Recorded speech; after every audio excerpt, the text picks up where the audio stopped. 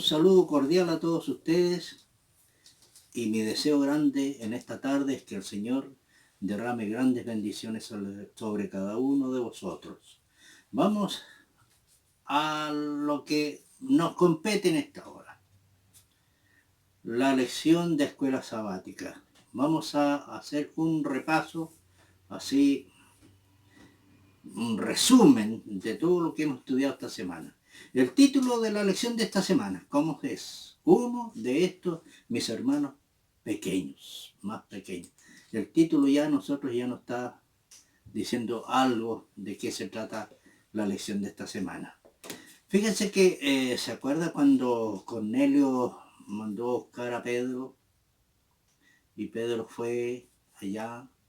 En esa ocasión Pedro resumió el ministerio de Jesús de la siguiente manera. Ahí está en Hechos capítulo 10, versículo 38. Ahí dijo Pedro, hablando de Jesús, anduvo haciendo bienes y sanando a todos los oprimidos por el diablo. El sermón del monte que está en el capítulo 5 al 7 de Mateos, Jesús nos enseñó cómo ser ciudadano del reino de los cielos. Y lo hizo en unos términos muy prácticos. La vida de Jesús fue un fiel reflejo de sus enseñanzas. Es decir, Él vivía lo que enseñaba. Por eso el resumen de su ministerio refleja perfectamente lo que se espera de un ciudadano del reino de los cielos. Vamos en esta noche a hablar de la vida de Jesús, del ministerio de Jesús, así en una forma bien resumida, bien práctica. En Mateo, el capítulo 5, ¿cierto? Que es parte del Sermón del Monte, en el versículo 11, en el 3, hay varias cosas. Ahí dice primero, bienaventurados sois, felices. También dice, bienaventurados sois, porque vosotros sois la sal de la tierra.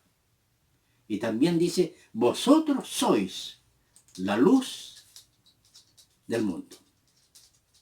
Fíjense, amigos míos, la pobreza de espíritu, el llanto por el pecado, actuar con mansedumbre, anhelar que se haga justicia, ser misericordioso, tener una mente pura, buscar la paz entre las personas, soportar las injusticias cometidas contra otros. Esto es lo que nos hace bienaventurados. ¿Nos hace felices? Fíjense que una buena parte de estas cualidades que acabamos de nombrar tienen que ver con la forma con que tratamos nosotros a los demás. Somos luz. ¿Cuándo? Cuando iluminamos con nuestras palabras y ejemplos la vida de los demás.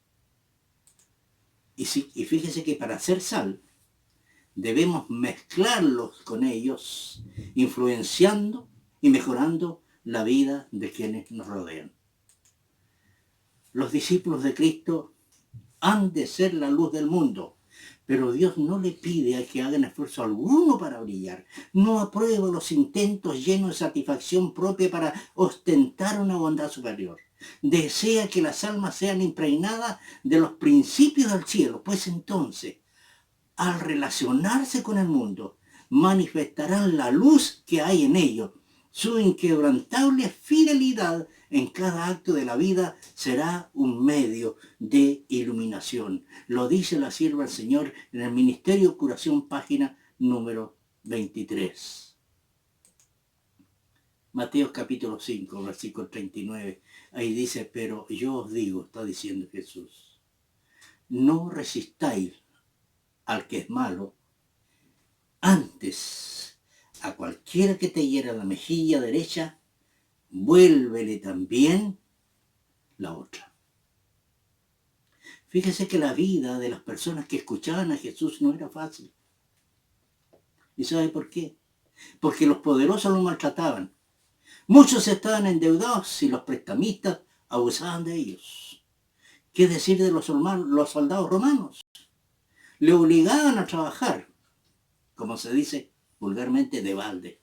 sin ninguna recompensa. Ahora, fíjense que ante estas situaciones era fácil dejarse llevar por el odio. Pero Jesús les enseñó a responder de una forma digna, sin odio, mostrando compasión por aquellos que son capaces de ser bienaventurados. No podemos evitar las injusticias, eso es verdad. Pero sí tenemos la libertad de elegir cómo reaccionar ante ellas. Y fíjese que hay un consejo que lo da el hermano Pablo ahí, que le escribió a los romanos, pero nos está diciendo a nosotros hoy: no seas vencido de lo malo, sino vence con el bien el mal. Representemos diariamente el gran amor de Cristo, amando a nuestros enemigos como Cristo los amó. Si reveláramos de esta forma la gracia de Cristo, se quebrantarían fuertes sentimientos de odio y en muchos corazones surgiría el amor genuino. Se verían muchas más conversiones de las que ocurren ahora. Y eso lo dice la sierva del Señor en el Ministerio Médico, página 336. Actos de amor. Mateo 5:44 dice: pero yo os digo, sigue hablando Jesús, amad a vuestros enemigos, bendecid a los que os maldicen, haced bien a los que aborrecen, y orar por los que os ultrajan y os persiguen. La pregunta es: ¿prójimo o enemigo? Desde luego, un samaritano solo podía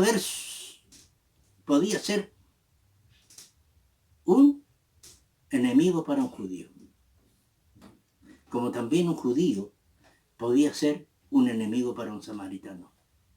Sin embargo, Jesús narró la historia real de un samaritano que ante la necesidad de su enemigo dice que fue movido a misericordia. ¿Cuál era la mentalidad del sacerdote y del levita?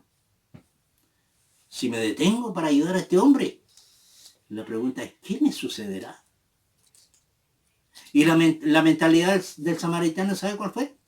Si no me detengo a ayudar a este hombre, ¿qué le sucederá? La mentalidad del reino, de una persona que quiere ser ciudadano del reino de los cielos. Fíjese que es pensar en la necesidad del otro y no pensar en uno mismo. Esa es la clave. Aprovechar toda ocasión de trabajar por aquellos que os rodean y compartir con ellos vuestros afectos. Las palabras amables, las miradas de simpatía, las expresiones de aprecio serían para muchos de los que luchan a solas como un vaso de agua fresca para el sediento. Una palabra de estímulo, un acto de bondad contribuyen mucho a aliviar el fardo que pesa sobre los hombros cansados. La verdadera felicidad consiste en servir desinteresadamente a otros. Cada palabra, cada acción ejecutada en este espíritu queda anotada en los libros del cielo como habiendo sido dicho o hecho para Cristo. Vivid en el resplandor del amor del Salvador. Entonces vuestras influencias beneficiarán al mundo. Permitir al Espíritu de Cristo que se apodere de vosotros. Esté siempre, digo bien, en vuestros labios la ley de la bondad. La indulgencia y el altruismo caracterizan las palabras y las acciones de quienes nacieron de nuevo para vivir una vida nueva con Cristo Jesús. Testimonio para la Iglesia, tomo 7, página 51.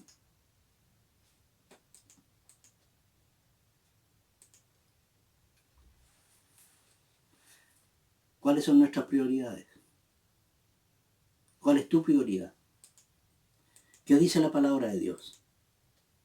En Mateo capítulo 6, versículo 33, Jesús dice, y este versículo lo sabemos todos: buscad primeramente el reino de Dios y su justicia, y todas estas cosas, ¿qué? Os serán añadidas. Fíjese que la parábola del rico y Lázaro que sale ahí en Lucas, el capítulo 16, del versículo 19 en adelante, muestra a un hombre rico indiferente con la necesidad del pobre. En vida, las respectivas circunstancias de ambos personajes siguieron iguales. Pero al morir, según el juicio divino, sus posiciones se invirtieron dramáticamente. Otra parábola que está en Lucas, el capítulo 12, del 13 en adelante, Jesús mostró a otro hombre rico preocupado por sus grandes bienes. Al igual que el primero, este solo tenía puesta su vista en su vida, en esta vida, y perdió la vida eterna. Estas parábolas nos enseñan la importancia de buscar primeramente el reino de Dios. Esa búsqueda implica también compartir con otros las bendiciones que recibimos. Dios desea que los seres humanos vivan la vida superior. Él les entrega la dádiva de la vida, no para que ellos simplemente la empleen en adquirir riquezas, sino para que aprovechen sus más elevadas facultades haciendo la obra que Él encomendó a la humanidad. La obra de buscar, descubrir y aliviar las necesidades de sus semejantes. El ser humano no debe laborar egoístamente en su propio interés, sino en intereses de todos los que le rodean. Debe beneficiar a los demás con su influencia y buenas acciones. Mente, carácter y personalidad, tomo 2, página 288.